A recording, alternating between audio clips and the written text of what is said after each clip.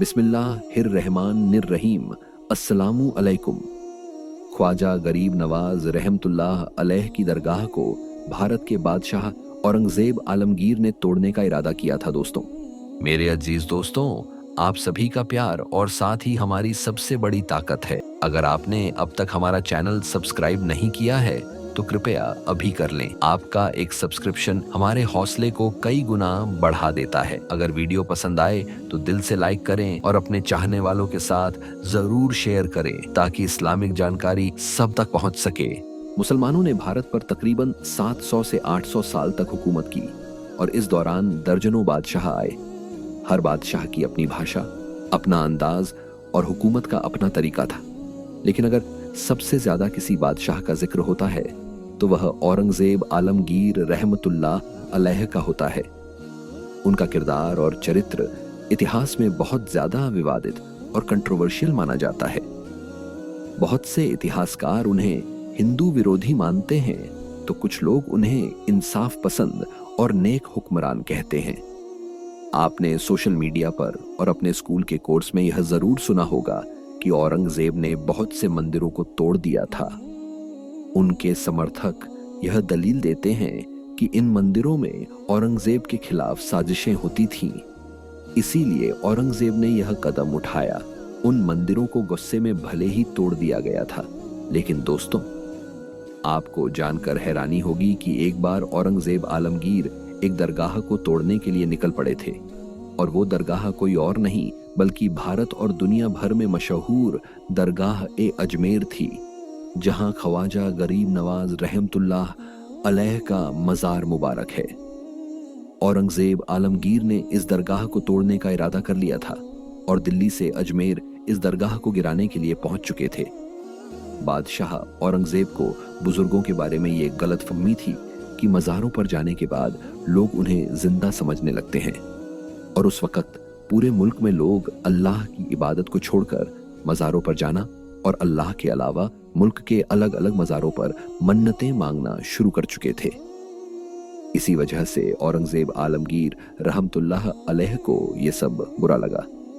इसी गलतफहमी को दूर करने के लिए बादशाह औरंगजेब एक दिन ख्वाजा गरीब नवाज की जियारत के लिए अजमेर शरीफ तशरीफ ले गए। जब वो अजमेर पहुंचे तो उन्होंने अपने काजी से कहा, चलो मान लेता हूं कि गरीब नवाज अल्लाह के वली हैं, लेकिन मैं तभी मानूंगा जब मैं उन्हें सलाम पेश करूं और मुझे उनके सलाम का जवाब मिले। अगर मेरे सलाम का जवाब मुझे नहीं मिला तो तोड़ दूंगा। और हाजिरी दी और वहां पर एक आदमी बैठा हुआ था। वह आदमी इंतजार कर रहा था। तो बादशाह औरंगजेब ने उस आदमी से पूछा, ऐ आदमी, क्या मामला है? तुम यहाँ क्यों बैठे हो और परेशान क्यों हो रहे हो? तो उस इंसान ने बादशाह औरंगजेब से अर्ज किया, हजरत, मैं आंखों से नाबीना हूँ, यानी मैं अंधा हूँ और काफी अरसे से ख्वाजा गरीब नवाज रहमतुल्लाह अलैह से दुआ कर रहा हूँ कि मेरी आंखों की रोशनी वापस आ जाए, लेकिन कोई फायदा नहीं हुआ। मैं काफी समय से यहाँ हाजिरी दे रहा हूँ और रो रो कर दुआ करता हूँ कि अल्लाह ताला अपने इस वली के सदक़े में मेरी आंखों की रोशनी मुझे अता फरमा दे, मगर आज तक मुझे कोई फायदा नहीं हुआ, यानी मेरी आज तक कोई हाजिरी और दुआ कबूल नहीं हुई। तो बादशाह औरंगजेब ने उस अंधे इंसान से कहा, मैं मज़ार पर सलाम पेश करने के लिए जा रहा हूँ और जब मैं वापस आऊं तब तक अगर तुझे आंखों की रोशनी नहीं मिली तो मैं तलवार से तेरी गर्दन उड़ा दूंगा। इतना सुनना था कि वह अंधा आदमी और भी ज्यादा परेशान हो गया और ज्यादा गमगीन हो गया और वह अंधा इंसान यह सोचने लगा, अब तक तो मेरी आंखों की रोशनी नहीं थी, लेकिन अब मेरी गर्दन की बारी आ गई है। यानी वह अंधा इंसान घबराने लगा। अब तक तो मैं अपनी आंखों से परेशान था कि मैं अंधा हूं, लेकिन जब बादशाह ने मेरी गर्दन उड़ाने की बात कही है तो अब तो मेरी जान बचाना भी बहुत मुश्किल लग रहा है। फिर वह अंधा इंसान जोर जोर से रोने लगा और तड़प तड़प कर ख्वाजा गरीब नवाज रहमतुल्लाह अलैह से फरियाद करने लगा। और जब बादशाह औरंगजेब ने ख्वाजा गरीब नवाज को सलाम पेश किया, यानी जब बादशाह औरंगजेब मज़ार के पास पहुंचे और मज़ार के करीब जाकर उन्होंने सलाम अर्ज किया, तो मज़ार से कोई जवाब नहीं मिला। जब बादशाह औरंगजेब ने एक बार फिर सलाम पेश किया तो फिर भी कोई जवाब नहीं मिला। फिर बादशाह औरंगजेब ने दूसरी बार सलाम पेश किया, फिर भी सलाम का जवाब नहीं मिला। लेकिन जब तीसरी मर्तबा सलाम किया तो अंदर से आवाज आई, वालेकुम अस्सलाम व रहमतुल्लाहि व बरकातहू। फिर मजार शरीफ से आवाज आई है, बादशाह औरंगजेब दोबारा इसी दिन करना, क्योंकि तुम्हारी जिद की वजह से मैं उसे अंधे आदमी की आंखों की रोशनी लेने अर्शी इलाही पर गया था और इसी वजह से तुम्हारे सलाम के जवाब देने में डर हो गई। सुभान अल्लाह। ख्वाजा गरीब नवाज की करामत को देखने के बाद बादशाह औरंगजेब खुद एक अल्लाह के वाली बन गए। एक बार जब ख्वाजा मोइनुद्दीन चिश्ती अजमेरी रहमतुल्लाह अलैह अजमेर शहर में तशरीफ लाए तो वहां एक झील थी, अना सागर, जिसका पानी सिर्फ ब्राह्मण लोग ही इस्तेमाल कर सकते थे। वहां के राजा पृथ्वीराज चौहान के अनुसार ख्वाजा गरीब नवाज ने राजा पृथ्वीराज से कहा, ठीक है बाबा, अब हम आपके तालाब के पानी को हाथ नहीं लगाएंगे, लेकिन हमें पानी की जरूरत तो है। क्या हम एक बर्तन में पानी ले सकते हैं?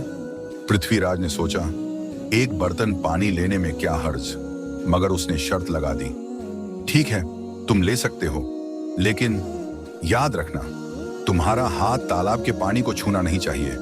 अगर ऐसा हुआ तो सख्त सजा दी जाएगी। यह सुनकर हजरत ख्वाजा मोइनुद्दीन चिश्ती रहमतुल्लाह अलैहि ने अपने मुख्य खलीफा हजरत बख्तियार काकी रहमतुल्लाह अलैहि को बुलाया और प्यार से फरमाया, बख्तियार जाओ, राजा के तालाब से एक बर्तन पानी ले आओ, लेकिन बहुत ही सावधानी से। ध्यान रखना तुम्हारा हाथ तालाब के पानी को छूना नहीं चाहिए। मोइनुद्दीन चिश्ती रहमतुल्लाह अलैहि के आदेश का पालन करते हुए उनके खलीफा हजरत बख्तियार काकी रहमतुल्लाह अलैहि आना सागर तालाब की ओर बढ़े।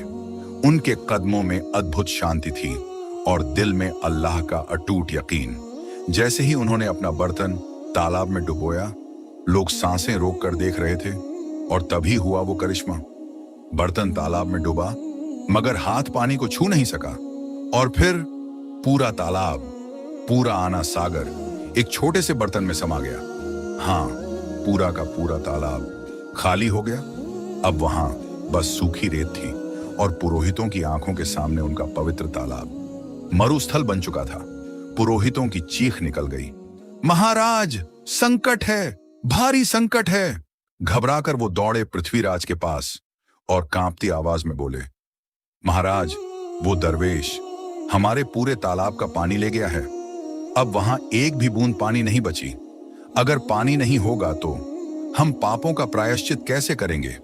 दूर दूर से हजारों लोग स्नान करने आते थे, अब वे आना बंद कर देंगे। हमारे मंदिर की प्रतिष्ठा, हमारी मान मर्यादा सब मिट्टी में मिल जाएगी। महाराज क्या होगा अब? पृथ्वीराज गहरे विचार में डूब गए। वो जान गए थे ये कोई आम इंसान नहीं है, मगर फिर भी उनके मन में झिझक थी, डर था। अगर दरवेश के खिलाफ कोई कठोर कदम उठाया और उसने उनकी सेना पर भी कोई करिश्मा कर दिया तो राज्य की मुश्किलें और बढ़ जाएंगी। आखिरकार पृथ्वीराज ने आदेश दिया, ठीक है तुम लोग जाओ और उस दरवेश को मेरे पास बुलाकर लाओ। मैं स्वयं उससे बात करूंगा। अगर उसकी मांग उचित होगी तो हम मान लेंगे और यदि अनुचित होगी तो माफी मांगकर अपना तालाब का पानी वापस ले लेंगे। हजरत ख्वाजा मोइनुद्दीन चिश्ती रहमतुल्लाह अलैहि दरबार में तशरीफ लाए। पूरे दरबार में सन्नाटा था। पृथ्वीराज ने गहरी सांस लेकर कहा, ए बाबा, ये क्या कर दिया आपने? आपने हमारे पवित्र तालाब का पूरा पानी ही खींच लिया। ये कैसे मुमकिन है? और आप आखिर चाहते क्या हैं? हमारे तालाब का सारा पानी ले लिया है। हम अपने पापों का प्रायश्चित कैसे करेंगे? पूरे दिन के पाप हम इस तालाब में स्नान करके धोते हैं। अगर तालाब में पानी नहीं होगा तो हम अपने पाप कैसे धोएंगे? हजरत ख्वाजा मोइनुद्दीन चिश्ती रहमतुल्लाह अलैहि ने उत्तर दिया, देखो बाबा, तुम्हारे पास आना सागर है, पर दुनिया के हर कोने में ऐसा तालाब नहीं है, तो क्या वे लोग अपने पाप कैसे धोएंगे? पापों को धोने की ताकत इस तालाब के पानी में नहीं है। पापों को माफ करने वाला केवल अल्लाह है। जिसने आकाश, धरती और पूरी सृष्टि बनाई है। उसकी इजाजत के बिना एक पत्ता भी नहीं हिलता। इसलिए मैं तुम्हें इस भ्रम को छोड़कर सही राह पर आने की दावत देता हूं। वहां मौजूद हजारों हिंदू हजरत ख्वाजा मोइनुद्दीन चिश्ती रहमतुल्लाह अलैहि की बातें मंत्र मुग्ध होकर सुन रहे थे। इसके बाद उन्होंने कहा, जाओ बख्तियार, जिस बर्तन में तुमने तालाब का पानी लिया था उसे वापस तालाब में डालाओ। बख्तियार काकी रहमतुल्लाह अलैहि हजरत ख्वाजा मोइनुद्दीन चिश्ती रहमतुल्लाह अलैहि के हुक्म से आना सागर में बर्तन का पानी डालने गए।